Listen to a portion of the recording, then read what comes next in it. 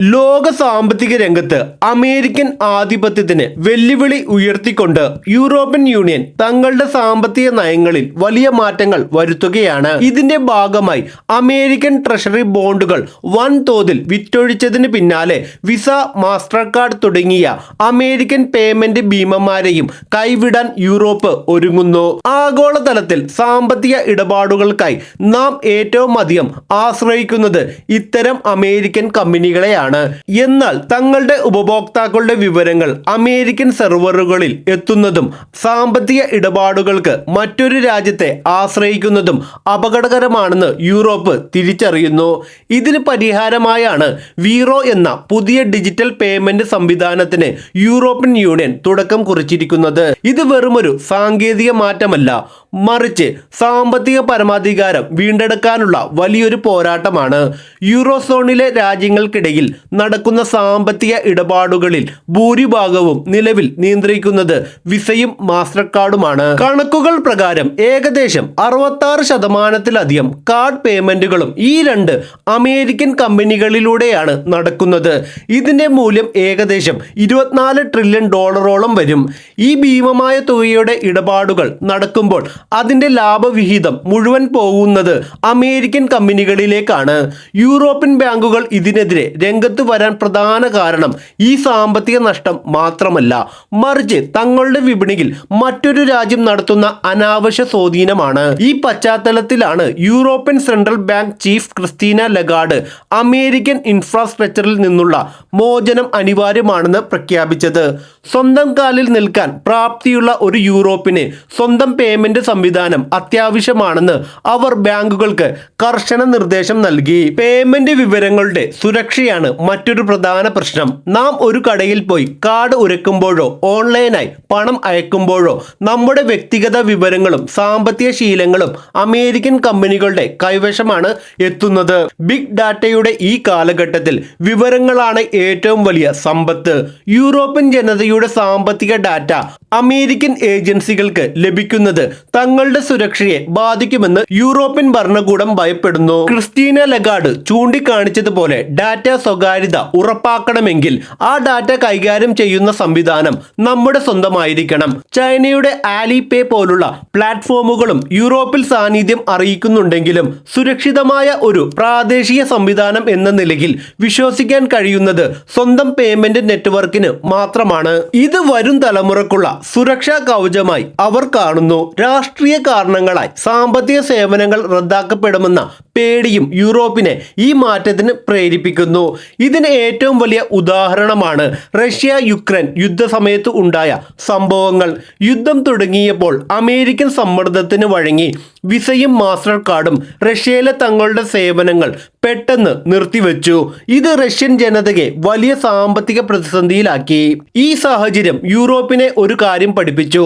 നാളെ അമേരിക്കയുമായി എന്തെങ്കിലും തരത്തിലുള്ള രാഷ്ട്രീയ അഭിപ്രായ വ്യത്യാസങ്ങൾ ഉണ്ടായാൽ അവർ യൂറോപ്പിന്റെ സാമ്പത്തിക മേഖലയും ഇതേപോലെ സ്തംഭിപ്പിച്ചേക്കാം. ഗ്രീൻലാൻഡ് വിഷയത്തിലും മറ്റും അമേരിക്കയുമായി ചെറിയ ഉരസലുകൾ ഉണ്ടായ പശ്ചാത്തലത്തിൽ ഇത്തരമൊരു അപകട സാധ്യത മുന്നിൽ കണ്ടുകൊണ്ടാണ് യൂറോപ്പ് വീറോ എന്ന ബദൽ സംവിധാനം വേഗത്തിൽ നടപ്പിലാക്കാൻ തീരുമാനിച്ചത്.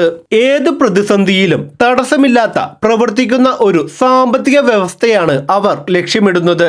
എന്താണ് വീറോ എന്ന് പരിശോധിച്ചാൽ അത് യൂറോപ്പിലെ 16 പ്രമുഖ ബാങ്കുകൾ ചേർത്ത് രൂപീകരിച്ച യൂറോപ്യൻ പേയ്മെന്റ് ഇനിഷ്യേറ്റീവ് EPI വികസിപ്പിച്ചെടുത്ത ഒരു ഡിജിറ്റൽ വാലറ്റ് ആണെന്ന് കാണാം. വി ഞങ്ങൾ, യൂറോ യൂറോപ്പിലെ കറൻസി എന്നീ വാക്കുകൾ ചേർത്താണ് വീറോ എന്ന് പേര് നൽകിയിരിക്കുന്നത്. ഇതിന്റെ ആസ്ഥാനം ബെൽജിയത്തിലെ ബ്രസൽസിലാണ്.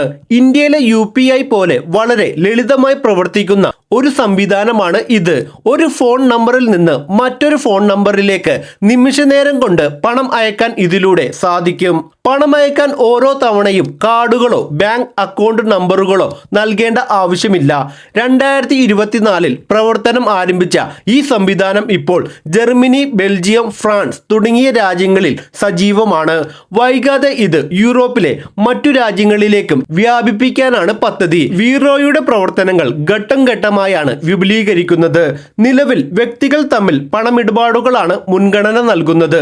എന്നാൽ 2026ഓടെ അതിർത്തി അതിർത്തി കടന്നുള്ള ഇടപാടുകൾക്ക് സാധ്യമാകുന്ന സംവിധാനം നിലവിൽ വരും. അതായത് ജർമ്മനിയിലുള്ള ഒരാൾക്ക് ഫ്രാൻസിലുള്ള സുഹൃത്തിന് സെക്കൻഡുകൾക്കുള്ളിൽ പണം അയക്കാം. 2027ഓടെ ഓൺലൈൻ ഷോപ്പിംഗിനും കടകളിലെ പണം അടക്കലിനും വീറോ ലഭ്യമാക്കും. 13 രാജ്യങ്ങളായി ഏകദേശം 130 മില്യൺ ഉപഭോക്താക്കളെ ഈ പ്ലാറ്റ്ഫോമിലേക്ക് കൊണ്ടുവരിക എന്നതാണ് പ്രാഥമിക ലക്ഷ്യം. ഇറ്റലിയിലെ ബാങ്കോമാറ്റ്, സ്പെയിനിലെ ബീസം തുടങ്ങിയ പ്രാദേശിക പേയ്മെന്റ് സംവിധാനങ്ങളും വീറോയുമായി ബന്ധിപ്പിക്കാൻ ചർച്ചകൾ നടക്കുന്നുണ്ട്. ഇങ്ങനെ ചെയ്യുന്നതിലൂടെ യൂറോപ്പിലുടനീളം ഒരേപോലെ പ്രവർത്തിക്കുന്ന ഒരു ശക്തമായ പേയ്മെന്റ് ശൃംഖല കെട്ടിപ്പടുക്കാൻ സാധിക്കും. ഇത് ചെറുകിട വ്യാപാരികൾക്കും വലിയ കമ്പനികൾക്കും ഒരേപോലെ ഗുണകരമാകും. ഈ നീക്കത്തിലൂടെ യൂറോപ്പിന് വലിയ സാമ്പത്തിക ലാഭം ഉണ്ടാകും. വിസയും മാസ്റ്റർ കാർഡും വഴി നടക്കുന്ന ഓരോ ഇടപാടിനും വ്യാപാരികൾ ഒരു നിശ്ചിത ശതമാനം കമ്മീഷൻ നൽകേണ്ടതുണ്ട്. ഈ തുക മുഴുവൻ അമേരിക്കൻ കമ്പനികളുടെ ലാഭമായി മാറുകയാണ്. പ്രതിവർഷം ശതകോടിക്കണക്കിന് ഡോളറാണ് ഇത്തരത്തിൽ കമ്മീഷൻ ഇനത്തിൽ മാത്രം യൂറോപ്പിന് പുറത്തേക്ക് പോകുന്നത്. വീറോ നിലവിൽ വരുന്നതോടെ ഈ പണം യൂറോപ്പിലെ ബാങ്കുകളിലും സമ്പദ് വ്യവസ്ഥയിലും തന്നെ നിലനിൽക്കും. കുറഞ്ഞ ചെലവിൽ വേഗത്തിലുള്ള ഇടപാടുകൾ നടത്താൻ സാധിക്കുന്നത് ബിസിനസ് മേഖലയ്ക്ക് വലിയ ഉത്തേജനം നൽകും. കൂടാതെ സാങ്കേതിക വിദ്യയിൽ സ്വയം പര്യാപ്തത കൈവരുന്നതോടെ IT മേഖലയിൽ പുതിയ തൊഴിൽ അവസരങ്ങൾ സൃഷ്ടിക്കപ്പെടുകയും ചെയ്യും. ഇത് സാമ്പത്തികമായും സാങ്കേതികമായും യൂറോപ്പിനെ കൂടുതൽ കരുത്തരാക്കും എന്ന കാര്യത്തിൽ തർക്കമില്ല. അമേരിക്കൻ ഡോളറിനോടുള്ള ആശ്രയത്വം കുറയ്ക്കാൻ ഇത് സഹായിക്കും. യൂറോപ്പിന്റെ ഈ നീക്കത്തെ ഇന്ത്യയുടെ റുപ്പേ സംവിധാനവുമായി താരതമ്യം ചെയ്യാവുന്നതാണ്. സത്യത്തിൽ ഡിജിറ്റൽ പേയ്മെന്റ് രംഗത്ത് യൂറോപ്പിനേക്കാൾ എത്രയോ വർഷങ്ങൾക്ക് മുമ്പേ ഇന്ത്യ ഈ പ്രശ്നം തിരിച്ചറിയുകയും പരിഹാരം കാണുകയും ചെയ്തു. ഇന്ത്യയുടെ സ്വന്തം കാർഡ് ശൃംഖലയായ റുപ്പേ ഇന്ന് വിസയ്ക്കും മാസ്റ്റർ കാർഡിനും വലിയ ഭീഷണിയാണ് ഉയർത്തുന്നത്. ഭാരതത്തിലെ ഭൂരിഭാഗം സാധാരണക്കാരും ഇന്ന് റുപ്പേ കാർഡുകളാണ് ഉപയോഗിക്കുന്നത്. ഇതുവഴി ഇന്ത്യയുടെ ഡാറ്റ ഇന്ത്യയിൽ തന്നെ സുരക്ഷിതമായിരിക്കുകയും അമേരിക്കൻ കമ്പനികൾക്കുള്ള കമ്മീഷൻ ലാഭിക്കാനും സാധിക്കുന്നു. യൂറോപ്പ് ഇപ്പോൾ നടപ്പിലാക്കുന്നത് വീറോ പ്ലാറ്റ്ഫോം യഥാർത്ഥത്തിൽ ഇന്ത്യയുടെ ഡിജിറ്റൽ വിപ്ലവത്തിന്റെ ഒരു യൂറോപ്യൻ പതിപ്പാണെന്ന് പറയാം. ഇന്ത്യയെ പോലെ വലിയൊരു രാജ്യം സ്വന്തം സംവിധാനം വിജയകരമായി നടപ്പിലാക്കിയത് കണ്ടാണ് യൂറോപ്പും ഇപ്പോൾ ധൈര്യപൂർവ്വം മുന്നോട്ട് വരുന്നത്. ഇത് ഇന്ത്യയുടെ ആഗോള സ്വാധീനത്തെ കൂടിയാണ് വ്യക്തമാക്കുന്നത്. ഭാവിയിൽ ലോകം ഇത്തരം പ്രാദേശിക പേയ്മെന്റ് ശൃംഖലകളിലേക്ക് മാറാനാണ് സാധ്യത. ഓരോ രാജ്യവും തങ്ങളുടെ പൗരന്മാരുടെ സുരക്ഷയ്ക്കും സാമ്പത്തിക താൽപര്യങ്ങൾക്കും മുൻഗണന നൽകി തുടങ്ങിയിരിക്കുന്നു. അമേരിക്കൻ കമ്പനികളുടെ ഏകാധിപത്യം അവസാനിക്കുന്നതോടെ വിപണിയിൽ കൂടുതൽ മത്സരം വരികയും അത് ഉപഭോക്താക്കൾക്ക് കുറഞ്ഞ നിരക്കിലുള്ള സേവനങ്ങൾ ലഭിക്കാൻ കാരണമാകുകയും ചെയ്യും. യൂറോപ്യൻ യൂണിയൻ ഇപ്പോൾ സ്വീകരിക്കുന്ന ഈ കടുത്ത നിലപാട് ആഗോള ബാങ്കിംഗ് രംഗത്ത് വലിയ മാറ്റങ്ങൾ കൊണ്ടുവരും. ഡിജിറ്റൽ കറൻസികളുടെയും ബ്ലോക്ക് ചെയിൻ സാങ്കേതിക വിദ്യകളുടെയും കാലത്ത് ഇത്തരം സ്വതന്ത്ര സംവിധാനങ്ങൾ അനിവാര്യമാണ്. വീറോ വിജയിച്ചാൽ അത് മറ്റ് വൻകരകളിലെ രാജ്യങ്ങൾക്കും തങ്ങളുടെ സ്വന്തം പ്ലാറ്റ്ഫോമുകൾ നിർമ്മിക്കാൻ വലിയ പ്രചോദനമാകും. സാമ്പത്തിക ലോകത്തെ ഈ മാറ്റങ്ങൾ രാജ്യങ്ങൾ തമ്മിലുള്ള ബന്ധങ്ങളെ പോലും മാറ്റിമറിക്കാൻ ശേഷിയുള്ളതാണ്. ചുരുക്കത്തിൽ യൂറോപ്പിന്റെ വീറോ പദ്ധതി വെറുമൊരു ആപ്പ് ലോഞ്ച് മാത്രമല്ല, ഇത് അമേരിക്കൻ സാമ്പത്തിക ആധിപത്യത്തിനെതിരെയുള്ള ഒരു വിളംബരമാണ്. സ്വന്തം ഡാറ്റയും പണവും സ്വന്തം നിയന്ത്രണത്തിൽ നിലനിർത്തുക എന്ന ലളിതവും എന്നാൽ ശക്തവുമായ ആശയമാണ് ഇതിന് പിന്നിലുള്ളത്. ഇന്ത്യയെ പോലുള്ള രാജ്യങ്ങൾ കാട്ടിക്കൊടുത്ത വഴിയിലൂടെ യൂറോപ്പും നടന്നു തുടങ്ങുമ്പോൾ അത് ആഗോള സാമ്പത്തിക ക്രമത്തിൽ പുതിയൊരു അധ്യായം തുറക്കുകയാണ്. വിസയും മാസ്റ്റർ കാർഡും തങ്ങളുടെ തന്ത്രങ്ങൾ മാറ്റാൻ നിർബന്ധിതരാകുന്ന ഒരു കാലമാണ് വരുന്നത്. ഉപഭോക്താക്കൾക്ക് കൂടുതൽ സുരക്ഷയും ബാങ്കുകൾക്ക് കൂടുതൽ നിയന്ത്രണവും ലഭിക്കുന്ന ഈ പുതിയ യുഗത്തിലേക്ക് ലോകം മാറിക്കൊണ്ടിരിക്കുകയാണ്.